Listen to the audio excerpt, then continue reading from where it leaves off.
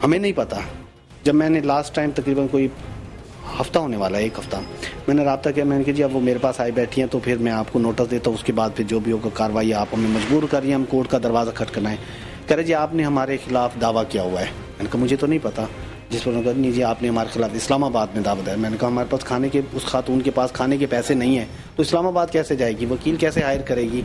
कह रहे नहीं जी हमारे पास उसका सबूत है। मैंने कहा अगर आपके पास कोई ऐसा सबूत है तो आप हमें भेज दें।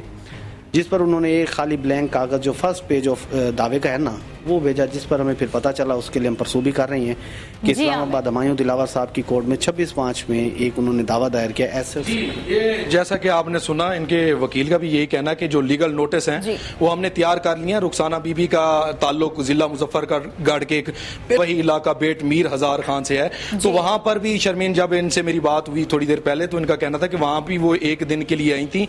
वहां पर उन्होंने इनके साथ मुआहदे किए थे कि 30 लाख रुपया मुल्तान में मकान दूंगी इनके बच्चों के बेहतर फ्यूचर के लिए। इन्होंने ये कुर्बानी दी। ये एक बिल्कुल कदामत परस्त इलाका है जहां पर खामद अपने बीवियों को बुरका पहने बगैर भी बाहर नहीं निकलने देता। तो इन्होंने कहा कि मैंने अपने बच्चों और अपने ये जो मेरे ऊपर तेजाब फेंका गया था ताकि मेरी सर्जरी होगी, मेरा इलाज होगा, उसी वजह से मैंने इतनी बड़ी कुर्बानी दी। उसके बाद उन्होंने ऑस्कर अवार्ड भी लिया, बैनुल अक़वामी शोहरत की हामिल भी हुई। उन्होंने मुझसे रब्ता करना गवारा नहीं समझा। जो 30 लाख या मकान का जो मेरे साथ मुआहदे किए थे, जो मेरे मुतालबात थे, वो अभी तक मुझे पूरे नहीं हुए, जिसकी वजह से मैं कोर्ट का दरवाजा खटखटाना शुरू कर दिया है। और उन्होंने अपने वकील भी खड़ा कर दिया लीगल नोटिस। कल ये वकील साहब का कहना है कि कल हम भिजवा देंगे शर्मीन को। और इनका ये भी कहना है कि जो पाकिस्तानी गवर्नमेंट है वो शर्मीन के खिलाफ कोई कानूनी कार्रवाई करें और मुझे जो मेरा इंसाफ है वो मुझे दिलवाएं, क्योंकि मैं इसी शर्मीन की, इस फिल्म की वजह से मैं बहुत रुसवा हुई हूँ। मेरा एक ऐसा इलाका है जहाँ पर मुझे इस फिल्म की वजह से बड़ी कुर्बानियां देनी पड़ी हैं। उनकी एक बेटी भी है, इनके 3 बच्चे हैं, 2 बेटे और 1 बेटी। बहुत बहुत शुक्रिया आमिर, हमें तमाम तर तफसीलात से आगाह करने के लिए।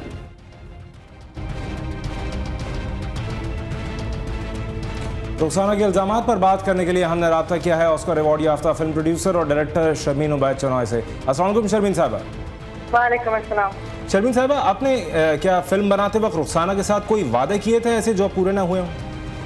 देखिए, हमने रुखसाना के साथ कोई भी वादे नहीं किए थे। कोई भी दस्तावेजी फिल्म मेकर 30 लाख रुपए और घर के वादे कभी नहीं हुए हैं, दुनिया में नहीं हुए हैं। ये पहली दफा मैंने सुना है। 10 ममालिक में मैंने फिल्में बनाई हैं, 16 फिल्में बनाई हैं मैंने कभी ये नहीं सुना है। बल्कि इतने झूठ मैंने कभी 5 मिनट में सुने ही नहीं कि मैंने और सर्वाइवर्स फाउंडेशन ने खुद मिलकर अपने ऊपर कोर्ट के ऊपर केस कर दिया कि सेविंग फेस नहीं दिखाई जाए पाकिस्तान के अंदर। उसके अलावा मैंने 30 लाख रुपए, ये कोई छोटी रकम है कि इनको दिया। ये कोई टाइटैनिक फिल्म नहीं है, ये एक दस्तावेजी फिल्म है। रुखसाना अपने शौहर के साथ पिछले हफ्ते तक रह रही थी।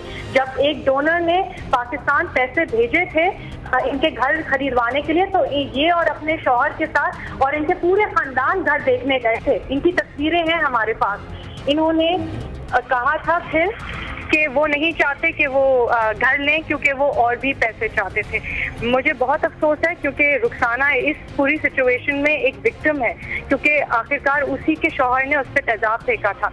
यही शौहर जिसने उसके ऊपर तेजाब फेंका था, अब वो उसको ये कह रहा है कि ये काम करें। ये बहुत ही ज्यादा अफसोसनाक बात है। और मैं अपील करूंगी सब लोगों को कि हमारा फर्ज बनता है सारे पाकिस्तानियों को कि इसकी मदद करें और इसकी हेल्प करें इस वक्त, क्योंकि कोर्ट के अंदर एसिड सर्वाइवर्स फाउंडेशन और रुखसाना टुगेदर ने हमारे खिलाफ एक सिविल सूट किया है कि हम सेविंग फेस नहीं दिखाएं। तो मेरे पास तो बंदे हुए हैं, अगर मैंने इनको कुछ दिया तो जज नहीं कहेंगे कि हम इनको ब्राइब कर रहे हैं। अच्छा, ये ब्राइब करना तो शायद नहीं होगा। शर्मीन उबैद चनॉय साहबा, क्या out of the court settlement का कोई इरादा? सेटलमेंट तो किस बात की settlement? As a film maker हमने कहा था कि जब फिल्म चलेगी बैनुल अक़वामी सतह पे लोग पैसे भिजवाएंगे। सबसे इम्पोर्टेंट सवाल लोगों को ये करना चाहिए कि रुखसाना का तो किरदार इतना अहम भी नहीं था फिल्म के अंदर, ज़किया का सबसे ज़्यादा था। और ज़किया ने एक दफ़ा भी नहीं आकर बोला है कि उनको पैसे नहीं मिले या उनको कुछ नहीं मिला। एज फिल्म मेकर्स हमारा पर्पस है कि हम अवेयरनेस करें। और उसके हस्बैंड को पता था कि वो फिल्म बना रही है क्योंकि हस्बैंड फिल्म में था। माँ बाप फिल्म में थे, माँ बाप को इंटरव्यू हुआ है, जिस वो फिल्म बना रही थी उस वक्त अपने हस्बैंड के साथ थी, क्योंकि वो प्रेग्नेंट हुई थी हस्बैंड से, तो फिल्म के अंदर उसका बेटा पैदा हुआ था, तो वो अपने हस्बैंड के साथ थी और उसके साथ बहुत टाइम गुजारा था उसने। वो एसिड सर्वाइवर्स फाउंडेशन आती थी अपनी मेडिकल हेल्थ के लिए, बल्कि अप्रैल के अंदर डॉक्टर जवाद आए थे इस्लामाबाद, उन्होंने ज़किया के ऊपर सर्जरी परफॉर्म करी। रुखसाना ने कहा उस वक्त सर्जरी नहीं चाहिए। अभी भी हम कह रहे हैं जब भी डॉक्टर जवाद आएंगे हम उसको जरूर सर्जरी करवाएंगे। अच्छा, वो तो हक बनता है हमारा। सही। अच्छा शर्मीन साहब, यही सवाल मेरा था, लेकिन बहरहाल एक और सवाल ये कि क्या यानी इस ऑस्कर यानी मूवी कंप्लीट होने के बाद आज तक आपके कितने राब्ते हुए हैं रुखसाना से, कुछ याद पड़ता है? जी, मूवी बनने के बाद मैं उससे मिलने गई थी और उस वक्त मैंने उसको कहा था कि एक डोनर हैं जिन्होंने अमेरिका में फिल्म देखा, वो उनको एक घर खरीदवाना चाहते हैं। उसने रुखसाना ने कहा था ठीक है, जब मैं वापस चली जाऊंगी मुजफ्फरगढ़ तो फिर आप डोनर को बोलिएगा कि वहाँ भिजवा दें। उसके बाद मैंने उससे कोई 12 से 14 दफ़ा बात करी है।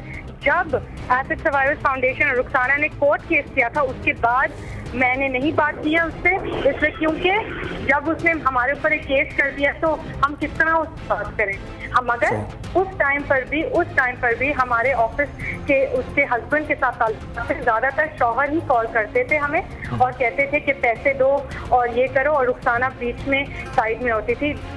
बल्कि 3 दिन पहले उनके शौहर का फोन आया था यहाँ, 3 दिन पहले तो वो शौहर के साथ खुशी खुशी रह रही थी। अच्छा शर्मीन साहब, ये बताइएगा क्या आपने रुखसाना को अपने शौहर से तलाक लेने के लिए भी कभी कहा था? मैं क्यों कहूँ, जब वो अपनी खुशी खुशी उस कुंबे के अंदर है, जब वो एसिड सर्वाइवर्स फाउंडेशन के ऊपर थी और जब वो प्रेग्नेंट थी तो वो खुद ही डॉक्टर्स को बोलती थी कि काश मैं इसको छोड़ दूं अपने शौहर को। फिर उनकी सुलह हो गई, अच्छा है कि मियाँ बीवी की सुलह हो गई और वो वहाँ रह रही है। मगर जब फिल्म बन रही थी, नाज़रीन को ये पता होना चाहिए कि उसके हस्बैंड ने उसके सारे बच्चे जो थे ना, जब उसके ऊपर तेजाब फेंका था, तेजाब फेंकने के बाद उसने बच्चे ले लिए थे। बल्कि फिल्म के अंदर रुखसाना दिखाती है हमें कि शौहर ने एक दीवार खड़ी करी है, दीवार के उस तरफ उसकी बेटी और बेटा है और इस तरफ वो है, उनको देखने भी नहीं देते थे उस वक्त। अच्छा शर्मीन साहब, ये अभी रुखसाना और उनके वकील यहाँ बैठे हैं हमारे साथ ही, आपने उनकी गुफ्तगू तो सुनी है। वो ये कह रहे हैं कि वो सुप्रीम कोर्ट तो गए ही नहीं क्योंकि वो तो उनके पास मुल्तान से बाहर निकलने के पैसे भी नहीं। देखिए सुप्रीम कोर्ट का इस पे क्या लिखना देना, सॉरी मुझे अंडरस्टैंड नहीं हुआ।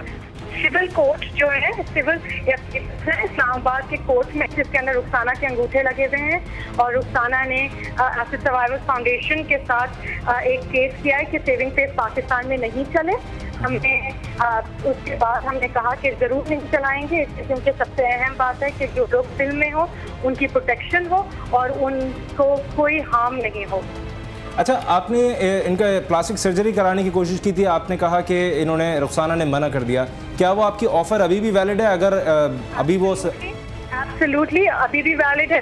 रुखसाना जो है वो बहुत अहम पर्सन है, उसने तशद्दुद के खिलाफ और एसिड के खिलाफ बहुत बोला है और उसकी कहानी से बहुत सारे लोग मुतासिर हुए हैं, हम खुद मुतासिर हुए हैं। हम चाहेंगे कि रुखसाना की मदद करें, मगर देखिए झूठ और शोषण और इस तरह की चीज़ें में मेरा रेप्यूटेशन स्पीक्स फॉर इटसेल्फ। मैं सिर्फ ये कहूँगी कि आज भी जब भी डॉक्टर जवाद आएंगे वो रुखसाना की ज़रूर मदद करेंगे। प्लास्टिक सर्जरी उसका हक बनता है और उसको मिलनी चाहिए, मगर 30 लाख रुपए और 5 मरले का घर और इस तरह झूठ बोलना कि मैंने ये किया या वो किया, वो सही बात नहीं है। मगर रुखसाना की गलती नहीं है, ये उस इलाका मुजफ्फरनगर के अंदर जो खवातीन के साथ मर्द करते हैं, जिस तरह वहाँ का इन्वायरमेंट है हम सबको पता है। और ये सरासर मैं उसके हस्बैंड के शोल्डर्स पे रखूंगी और उसके बाप के शोल्डर पे रखूंगी कि बाप और हस्बैंड ने मिली भगत करके उसको घर नहीं दिलवाया जब डोनर ने पैसे दिलवाए थे। ठीक है, बहुत बहुत शुक्रिया शर्मीन उबैद चौनाई साहबा, और बहुत शुक्रिया आमिर इकबाल जो कि रुखसाना के साथ मौजूद थे। रुखसाना और उनके वकील तनवीर का भी बहुत बहुत शुक्रिया। इस बात करने के लिए हमने रब्ता किया है समाजी कारकुन फरजाना बारी साहबा से। अस्सलाम वालेकुम फरजाना साहबा। फरजाना साहबा, फिल्म सेविंग फेस की मरकजी किरदार रुखसाना का शिकवा है कि शर्मीन उबैद चौनाई ने उनके नाम पर पैसा बनाया, नाम कमाया, लेकिन रुखसाना के हाथ में कुछ नहीं आया। इस पर आप क्या कहेंगे? देखिए, ये बड़ी अफसोसनाक सी अब ये चीज़ है। क्योंकि जो भी लोग फिल्म बनाते हैं या डॉक्यूमेंट्री बनाते हैं, उनका मकसद इशू को हाईलाइट करना होता है। जो लोग जिसके साथ जुल्म होता है वो अक्सर अपनी जिंदगी का जो दुख होता है, ग्रीफ, इसलिए भी शेयर करते हैं कि वो लोगों को बताना चाहते हैं और वो ये भी चाहते हैं कि दूसरे लोगों के साथ ये ना हो। तो ये एक वॉलंटरी आमतौर पे चीजें होती हैं, ये ना तो पैसे बनाने के लिए होती हैं, ये एक तरह से सोशल सर्विस होती है जो लोग करते हैं। ये कोई कमर्शियल फिल्म तो नहीं थी। अलबत्ता जाहिर है कि बहुत एथिक्स होते हैं रिसर्च और डॉक्यूमेंट्री मेकिंग के अंदर, कि जाहिर है कि जो आपके सब्जेक्ट हैं, जिनको आप इंटरव्यू कर रहे हैं या जो उसमें उनके साथ बहुत अच्छे तरीके से इन राइटिंग चीजें देनी चाहिए कि भाई उनको कोई एतराज नहीं है, वो वॉलंटरीली कर रहे हैं, उससे कोई लेन देन या पैसा या जो भी चीजें तय हुई हैं, अगर कोई लेना देना तय भी हुआ है तो वो इन राइटिंग होना चाहिए और वो बहुत ट्रांसपेरेंट होना चाहिए। क्योंकि अब अगर ये कहती है कि नहीं, शर्मीन ने ये कहा था कि वो उसको पैसे देंगी और शर्मीन कहती है मैंने ये नहीं कहा था, तो देयर इज नो वे कि हम ये फाइंड आउट कर सके। तो मतलब एक एथिक्स होती है ये चीजें करने की। और मेरा ये ख्याल है कि जो इनको देख के, जैसे देखिए मुख्तारा का केस जब पब्लिक में आया तो मुख्तारा से बेतहाशा लोगों ने पैसे भेजे बाइक से, जो उसके पास मतलब उस लोग उसको कहते भी है। अक्सर ये होता है कि जब इस तरह की डॉक्यूमेंट्रीज चलती है तो लोग अपने तौर पे मदद करते हैं और बाद वक्त ये दुरुस्त है